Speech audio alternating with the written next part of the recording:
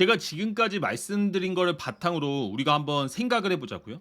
자, 이 세력봉은 누가 만든다라고 얘기를 드렸죠? 여러분 이제는 외우지 말고 이해를 하셔야 됩니다. 누가 만든다? 세력이 제일 많이 돈을 쓴다라고 얘기를 드렸습니다. 그게 왜 그런지에 대해서도 설명을 드렸죠. 그래서 우리는 세력들이 돈을 많이 쓰는 흔적을 찾기 위해서 상한가나 장대 양봉이 나왔을 때 기본적으로 이 거래 대금이 많이 터진 주식을 거래를 한다라고 제가 정리를 한번 해드렸습니다. 맞죠? 자, 다음 차트 한 번 더 리핏으로 볼게요. 주가가 특정한 반등폭이 나왔을 때 다시 한번 보는 겁니다. 자, 바닥에서 올라갈 때 이 장대 양봉뿐만 아니고 이런 장대 양봉들에서 누가 돈을 제일 많이 쓴다? 세력이 많이 쓴다. 물론 개인들도 돈이 쓰겠죠. 하지만 세력들은 이렇게 매집을 해서 어떤 걸 만든다? 수급에 뭘 만든다? 불균형을 만든다. 그리고 막 호재를 더 내고 이 종목이 더 갈 것처럼 이 종목을 당장 사야 될 것처럼 상따를 해야 될 것처럼 사람들을 꼬신다는 거죠. 그리고 나서 그 꼬시는 물량과 뉴스대로 흔들어서 팔아먹는다는 거죠. 이해가시죠? 그래서 세력주의 특징이 고점대에서 제대로 들어온 세력이라면 이렇게 지그재그의 파동이 발생을 한다는 겁니다. 요거 다시 한번 정리해 드렸어요. 자, 그러면 여기서 이제 세력의 평균 단가라는 개념이 나옵니다. 평균 단가가 뭐냐? 자, 여러분들이 만약에 세력이라고 그냥 가정을 한번 해보겠습니다. 세력 아니지만 근데 내가 만약에 2천억이 있었어. 2천억이 있다고 그냥 가정만 해볼게요. 너무나 좋은 돈이죠. 2천억을 가지고 여기에다가 이제 본인이 작업을 해서 개인들하고 섞어가지고 이 상한가를 만들었습니다. 여러분들이. 그러면 여러분들은 아직 차익 실현을 했어요, 못했어요? 내가 돈은 들였는데 좋은 호재인 것도 알겠는데 차익 실현은 못했죠. 그럼 여러분들의 평균 단가는 얼마일까요? 이거를 맞출 수 있는 사람은 사실은 없어요. 그죠? 근데 대략적으로 추정컨대 저는 이 상승분의 대략 절반 정도가 세력의 추정가라고 예상을 하고 있습니다. 왜 그럴까요? 그런 것들은 제가 지금부터 한번 설명을 드려볼게요. 요거를 잘 이해를 하셔야 됩니다. 세력들은 우리가 평균을 할 때 어떻게 합니까, 여러분? 평균을 낼 때 반석차를 1등부터 100등까지가 있는데 여기에 평균을 낼 때 어떻게 하죠? 다 더한 다음에 절반으로 나누잖아요. 절반으로. 그죠? 그래서 우리는 이런 것들에 대해서 명확하게 확신할 수 있는 건 없습니다. 근데 대략적으로 세력들이 이런 구간대에서 돈을 많이 썼다라고 하면 이 전체 상승 폭의 구간을 뭘로 본다? 하나의 세력봉으로 본다는 거죠. 하나의 세력봉. 그리고 아까 평균치가 뭐라 그랬죠? 평균치라는 것은 중간 정도라고 본다. 중간 정도. 그래서 세력들의 평균 단가가 이 중간이 될 가능성이 높지 않을까라고 추정만 한다는 겁니다. 근데 자, 여기서 그대로 계속 따라오셔야 됩니다. 근데 아까 여러분들한테 제가 뭐라고 말씀드렸죠? 여러분들 2천억 있다라고 가정했죠. 2천억. 그죠? 2천억이 있는데 여러분들 차익 실현했어요, 못했어요? 못했죠. 못했잖아요. 근데 내가 내 평균 단가 밑으로 내려오면 불편해요, 안 불편해요? 아니, 미치도록 불편하죠. 여러분들 예를 들어서 2천만 원만 매수해가지고 마이너스 6%면 불편합니까, 안 불편합니까? 상상만 해도 불편하죠. 마이너스 120인데, 그죠? 근데 예를 들어서 뭐 2천억 아니라고 치자. 200억이라고 쳐볼게요. 200억에 마이너스 6%면 얼마입니까? 1억 2천입니다. 1억 2천. 아니, 12억이네. 12억이죠. 12억. 마이너스 6%면 12억입니다. 세력들이 만약에 이 작업에다가 200억을 넣었다라고 하면 본인이 차익 실현을 못했다라는 가정하에서 마이너스 6%만 돼도 이 못 버텨요. 짜증나가지고. 무서울 거 아니에요. 세력도 인간입니다. 무서워요.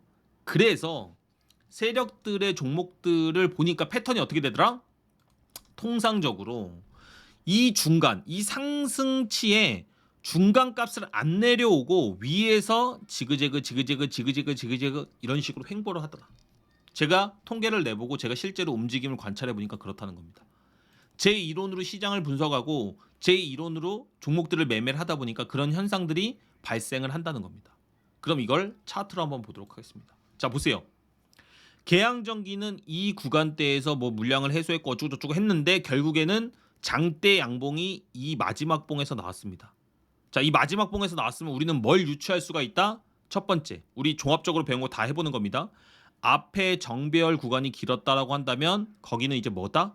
세력들이 주가를 관리했구나. 관리했구나. 요놈들 이렇게 생각을 하실 수가 있다는 거죠. 이해가세요? 자, 여기까지 이해했습니다. 그러면 이 장대 양봉이 나왔을 때 세력봉의 거래 대금을 보면서 이제 우리 뭘 봐야 된다? 첫 번째, 이게 우량한 세력인지, 이게 중소기업 세력인지, 이게 동네 진짜 조그만 세력인지 구분할 수가 있다 그랬죠? 거래 대금에 따라서. 맞죠? 그리고 두 번째, 뭘 또 봐야 된다? 호재. 얼마나 큰 호재, 얼마나 좋은 이슈를 가지고 와서 이 세력의 불균형을 초래했는지를 생각을 해봐야 된다는 겁니다. 그리고 저는 이 이론을 토대로 뭐라고 얘기를 했죠? 이 상승분의 중간값 이하는 세력의 평균 단가의 가능성이 높기 때문에 여기를 잘 오지 않고 세력들이 위에서 차익 실현을 할 것이다. 차익 실현을 하려고 시도할 것이다 라는 이론을 말씀을 드린 겁니다. 그죠? 자, 그리고 나서 이 세력봉이 나오고 나서 그 다음에 주가의 모습입니다. 어때요? 여기부터 여기 상승분의 절반을 딱 이렇게 거보니까 주가가 살짝 눌림 나왔다가 슈팅 빵 나와버리죠. 그죠? 그리고 또 살짝 눌림 나왔다가 슈팅 빵 나와버리죠. 이게 왜 그래? 이게 왜 그러냐고. 아니, 주가가 여기까지 내려왔다 올라가도 되는데 그냥 이 위에서만 자꾸 놀라고 하네? 이게 제가 추정하는 세력의 평균 단가 이하로 내려오기 싫어하는 심리라는 겁니다. 세력은 아직까지 차익 실현이 다 안 됐어. 차익 실현이 안 됐다라고 한다면 본인들도 본전가 밑으로 물량이 내려오는 게 되게 불편할 거란 말입니다. 그래서 개미들을 꼬시지만 이 평균 단가 위에서 웬만하면 횡보를 하면서 물량을 실현하고 차익을 실현하고 싶어 하는 겁니다. 근데 이게 한 번이면 우연일 수 있겠죠. 근데 이건 한 번이 아닙니다. 여러 가지 차트들에서, 아니 수백, 수천, 수만 가지 차트들 중에서 이런 현상은 반복된다는 겁니다. 자, 보겠습니다. 태양금속이 여기서 세력봉이 나왔어요. 그죠? 그러면 우리 이제 뭐 해야 된다? 계속 제가 반복적으로 학습하는 겁니다. 제가 똑같은 얘기를 반복하는 게 아니고 여러분들이 아직까지 이거에 대한 개념이 별로 없으실 걸 알기 때문에 정말로 무한 반복을 할 필요가 있다는 겁니다. 그리고 주가가 이렇게 관리가 됐다. 자, 이 관리가 됐다는 것은 무엇이다? 세력들이 얼마나 공을 들였다. 이런 걸 확인할 수가 있죠. 그럼 이제 여기서 빵 하고 올라가면 뭐 봐야 된다? 거래대금 봐야 된다. 거래대금으로 세력들이 얼마만큼의 힘이 있는지 보고 그 다음 뭐 봐야 된다? 재료를 봐야 된다. 호재를 봐야 된다. 테마를 봐야 된다. 왜 테마를 봐야 된다? 사람들이 얼마나 관심 있어 하는지. 이 관심도가 결국에는 다음의 성공 여부, 다음의 주가의 시세 여부에 큰 영향을 주기 때문이죠. 그리고 이렇게 상승한 구간에 중간값 이하로 내려오는지 안 내려오는지를 보니까 주가가 어떻게 된다? 크게 내려오지 않으려고 하면서 자꾸 빵빵 이렇게 때리면서 차익 실현을 한다는 겁니다. 이해가세요? 그러면 그래서 제가 이런 모든 이론이 끝났을 때 첫 번째로 주식을 어떤 식으로 매수를 했느냐, 요렇게 만들어진 주가의 차트에서 나는 무조건 이 중간가 부근대에서 분할로 사야겠다. 대신에 앞에에 대한 분석이 중요하겠죠. 앞에에 대한 분석. 이 앞에에 대한 분석을 잘하면 주가가 이 중간값 밑으로 내려올 때 오히려 세력들도 물량 실현을 못했다라고 한다면 오히려 나는 여기를 분할 매수로 잡아버려야겠다. 그러다가 일정 부분 넘어가면 그냥 손절 쳐야지 했는데 주가는 항상 빵빵빵 때리고 올라가더란 겁니다. 이해가세요? 이런 게 바로 기법을 만들 수 있는 이론과 근거다라고 생각하시면 됩니다. 여러분 지금까지 접근했던 방식하고 정말로 다르죠. 저는 진짜로 그 근본 없이 말도 안 되는 거 가지고 말장난하는 거 엄청 안 좋아합니다. 그러니까 안 될 것 같은데 남한테 막 자꾸 우기면서 자기 이론을 지읍하는 거, 그리고 뭐 세력이 어떻게 했습니다, 뭐 세력한테 털렸습니다, 그런 말도 별로 안 좋아해요. 물론 털릴 수 있죠. 근데 왜 털렸고 왜 세력이 있는지에 대해서는 본인들도 이해를 하고 얘기를 하고 있냐 이거죠. 무슨 말인지 이해가세요? 지금 제가 말한 것들 중에서 뭔가 말이 안 되는 게 있나요? 인과관계가 안 맞는 게 있나요?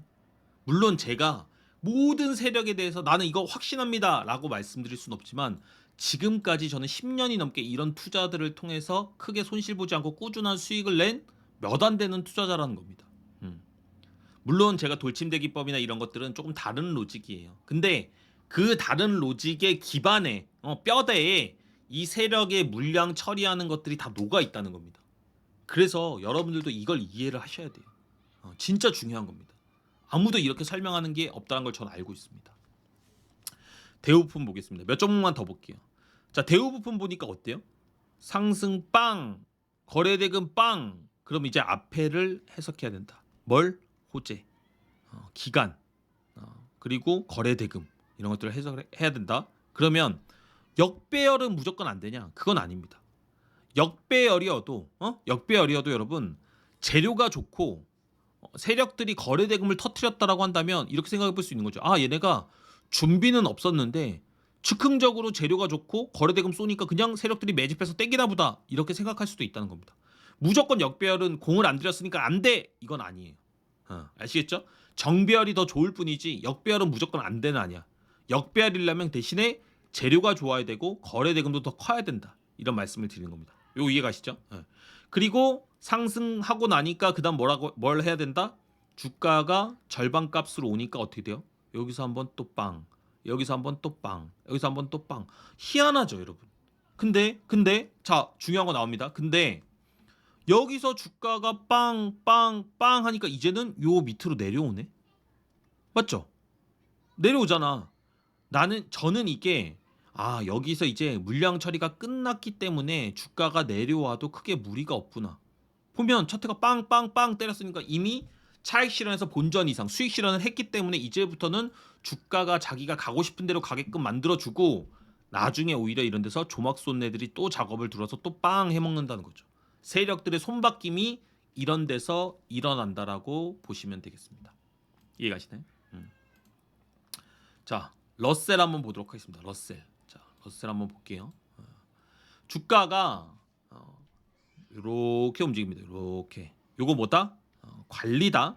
여기서 절대 많은 매집이 일어날 수 없다. 왜 매집이 일어날 수 없다? 거래량이 없다. 거래량이 없이는 절대로 강남의 아파트 10억에 사고 싶어하는 사람 세고 셌습니다. 아무도 안 팔아. 그죠? 근데 어떻게 이걸 사서 30억에 팔겠다는 거야. 파는 사람이 있어야 사지. 파는 사람이 있어야. 그건 다 거짓말이다. 아시겠죠? 주가는 오로지 강력한 테마와 수급의 불균형을 의해서 세력봉을 만들면서 주가가 끌고 올라간다고. 아시겠어요? 자, 빵 때렸죠. 빵 때렸지. 절반값 어디야? 주가 찍으니까 붕. 주가 찍으니까 붕. 이거를 뭘로 설명할 건데? 지금 제가 말씀드리는 이론과 세력이 평균 단가가 위협되는 그런 어떤 세력의 차익 실현의 원리 빼고 이걸 도대체 뭘로 설명할 거냐고. 나 실제로 지금 제가 지금 39살이거든요. 그러니까 제가 26, 27 월천 막 처음 찍고 이럴 때 그때 저는 이것만 했어요. 이것만. 그때는 지금보다는 당연히 매매를 못했겠죠. 뭐 한 13년 전이잖아요. 그죠? 근데 저는 이거 하나만 알고 주식을 하니까 돈을 잃기가 어려웠다고요. 아시겠어요? 그러니까 여러분들이 배우는 게 이미 월 300, 월 400, 월 500까지 갈 수 있는 기법을 배우고 계신 거라고. 물론 여기서 제가 이 나중 강의의 마지막에는 타점을 어떻게 디테일하게 잡는지를 다 말씀을 드릴 거예요. 이게 끝이 아니에요. 이거에서 알아서 하세요. 이게 아니라고요. 그럼에도 불구하고 이 이론과 이 뼈대를 명확하게 이해하지 못하면 절대 여러분들은 주식을 똑바로 하는 게 아니다. 세력주, 테마주를 똑바로 하는 게 아니다라는 얘기를 드리는 겁니다. 아시겠어요? 자, 변수 좀 있죠. 한글과 컴퓨터 봅시다. 우리가 예제로 보는 것들과 실전에서 수많은 변수들이 나온다는 겁니다. 자, 보세요. 주가가 막 이만큼 내려갔어. 그러다 올라갔어. 이거 뭐야? 이거 관리야 뭐야? 모르겠죠. 잘 모를 수 있지. 근데 여기 거래량 별로 안 터졌잖아. 그러면 이거 뭔가 좀 이상한데 악재가 터졌었나 보다. 근데 주가가 여기서 거래량 빵 터트리면서 한번 올라왔어. 올라왔죠. 근데 이 전고점 다 넘었어. 그럼 이제 뭐야? 뭘 생각해 봐야 돼? 여기는 관리였고 여기서 돈을 썼네? 세력이 돈을 썼네? 이걸 얘기를 드린 겁니다. 세력이 돈을 썼구나. 그러네. 그럼 뭘 봐야 된다? 거래 대금 봐야 되고 호재 봐야 되죠. 그리고 얼마나 관리했는지 봐야 되죠. 이때 당시 호재는 뭔지 모르겠지만 이제부터 분석하는 방법도 다 말씀드릴 거니까 걱정 안 하셔도 돼요. 그런 건 제가 장중이나 뭐 실시간으로 라이브로 계속 얘기해 드릴 거예요. 영상 찍어서라도 제가. 자, 그러면 나왔어. 빵. 그다음 뭐야?